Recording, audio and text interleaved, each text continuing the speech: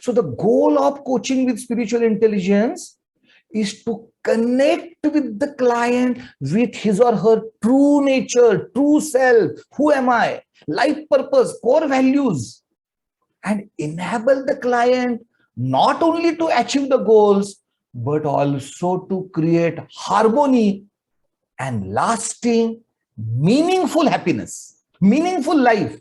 It is not about the life of a pleasure. It is not only a life of a success. It is not only a life of a money, but a meaningful life. It evokes awareness in the client, which is beyond the body, mind, and the limited personal identity. That is the value addition of spiritual intelligence in coaching. So, what are the steps? So, establish connection, right? So, the same steps, same coaching process. But in the establishing the connection, a spiritual intelligence coach understands the coachee as a person and a being. What is the worldview of the coachee? Belief system, values, strength, life purpose, behavioral profile, attitude. What is the identity of my client? And the connection is with the identity. Connection is with the purpose. Connection is with the values.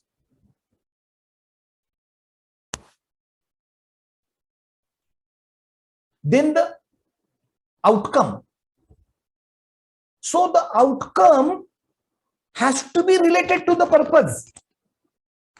Otherwise, why do you want to achieve that? If it is not directly or indirectly related to your purpose or the long-term objective, it's a wastage of time. Everything has to be directly or indirectly related to your purpose of life. What is the larger picture? Why coachee want to achieve what he or she want to achieve? So outcome has to be related to not only the temporary problem or the temporary goal, but directly or indirectly related to the purpose as well. So you relate outcome with the life purpose in case of the spiritual intelligence coaching. I'm not saying every time you as a coach has to be fixed, that is, I must do it. Sometimes the coachee can come up with a simple technique, tool, process related problem or goal. All right. It is not necessary that every time you have to use this particular process only and this is a writing on the wall. No, no, no. You take the larger picture of this particular process. What this process is telling you is the meaning. Once you understand the intent behind the spiritual intelligence coaching model, you will know what to apply, when to apply. And then comes a discovery phase. So what you have to discover? Discover the truth.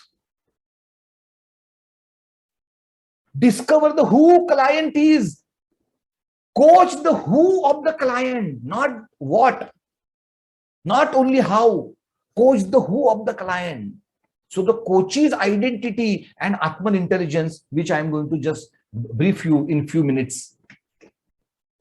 So evoke awareness about the identity and the true nature of the client. Once you do it, that's it.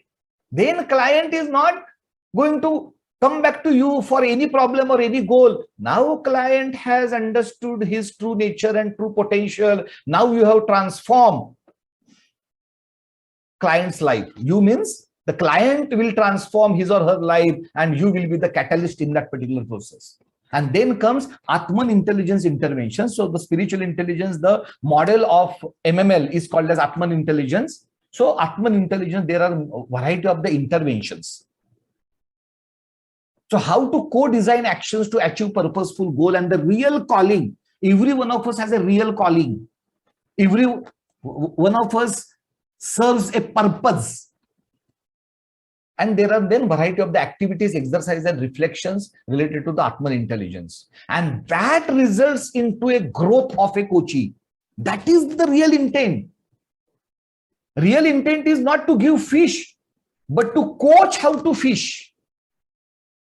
So you grow client by empowering and supporting client to grow as a being, not only as a doing, not only as a work, not only as a task or project or problem or goal, but as a being. Growth as a being is the final outcome of spiritual intelligence coaching. So what is this Atman intelligence model? So at core is the Atman, who you are truly. What is your life purpose and values? What are your beliefs and worldviews? And what are your core strengths? Because life is too short to make yourself perfect and improve on all the things. But you are born with some core strengths. So focus on that. That is at the core of the Atman intelligence. And then how you are thinking. Is your thinking conscious, positive, adaptive, innovative? How you are acting in your life. Is it collaborative? Are you working on continuous improvement? Are you focusing on the process, wherein the result is the byproduct of a process? Are you doing some social contribution because we are all interconnected? What is your being? That is, what is the client's being? Is client grateful, mindful, empathetic, and resilient? Because if the client is grateful, mindful, empathetic, and resilient, client has the key to all the issues and the goals in his or her life. So the key is in the being. But being is you. But are you the being? No. You are part of the divine, pure, infinite consciousness.